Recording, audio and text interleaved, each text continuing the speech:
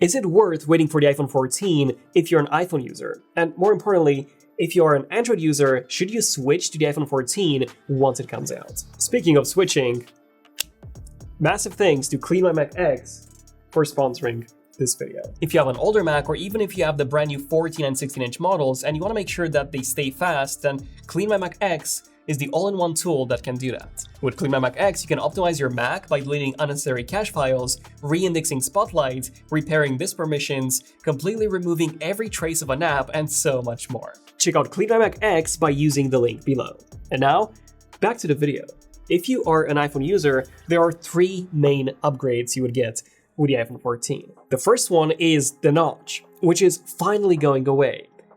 Kinda. Ross Young, who to this day is still 100% accurate, reported that the iPhone 14 Pro and 14 Pro Max will remove the notch in favor of this hole plus pill design, with a hole housing the dot projector, while the pill would house the selfie and the infrared camera required for Face ID. Another reason for this design is Apple wanting to stand out from the competition. You see, Huawei already has a couple of phones with this pill-shaped design.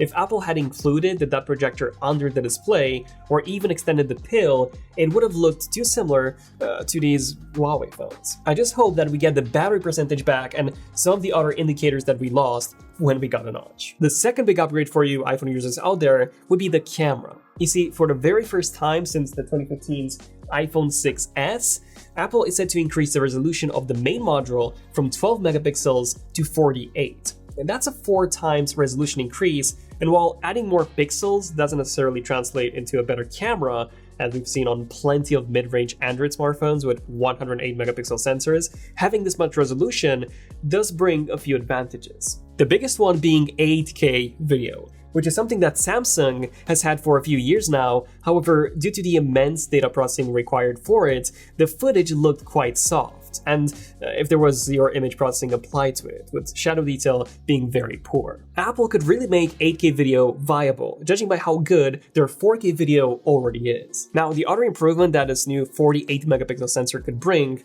is more zoom. Unlike Samsung, Apple is not said to be adding a 10x periscope zoom module until at least 2023. However, they could merge the data from the 3x module with the data from the 48 megapixel sensor, which would technically be a 4x digital zoom module if you think about it. That way, they could give us a pretty decent 4x hybrid zoom. Still not as good as, the optical 10x that Samsung has, but potentially better than all the other Android phones that have 3x. And on top of this, low light could see some improvements here too.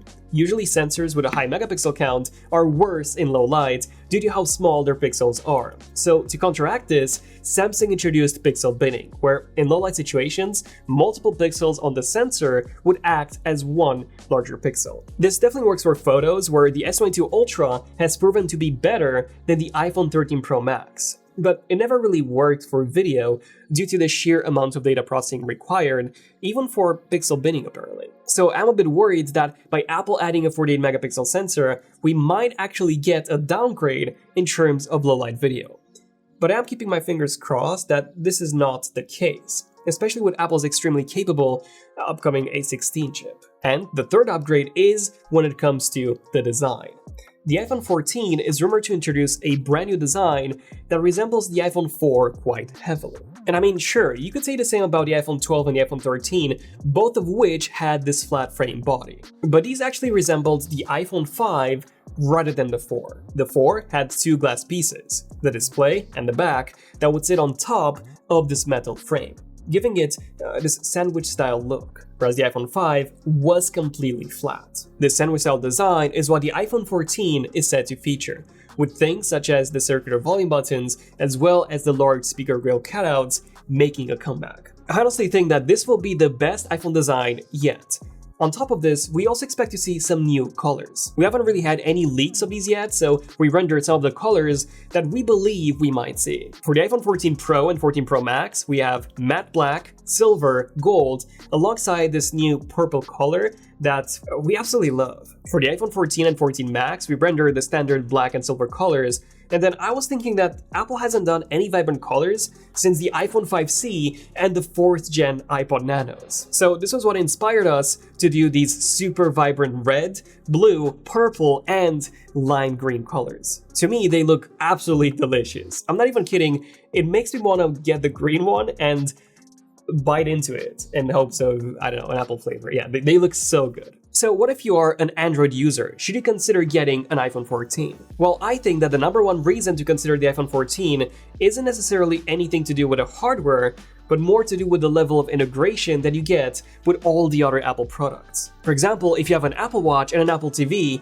you can start a workout directly from your living room, and your Apple Watch will show you your heart rate and the amount of burned calories in real time on your TV's display. Or how whenever I post something on Instagram, at Zone of Tech by the way, I actually always write the description on my Mac and then I copy and paste it directly to my iPhone. Or how I can simply read an email on my iPhone, even write half of the response, only to then pick up right from where I left off from my Mac in like 2 seconds. Apple's products work so well together, and there isn't another ecosystem like this. So if you already have an iPad or a Mac, getting an iPhone for this level of integration is a pretty good idea. The second reason to consider the iPhone 14 is for a consistent camera experience. With all the Android phones that I've used, I've noticed that I could take some very impressive shots that I could not take on my iPhone, thanks to things such as 10x optical zoom on the S21 Ultra, or the unique image processing that Google offers you at night. However, the consistency of these great shots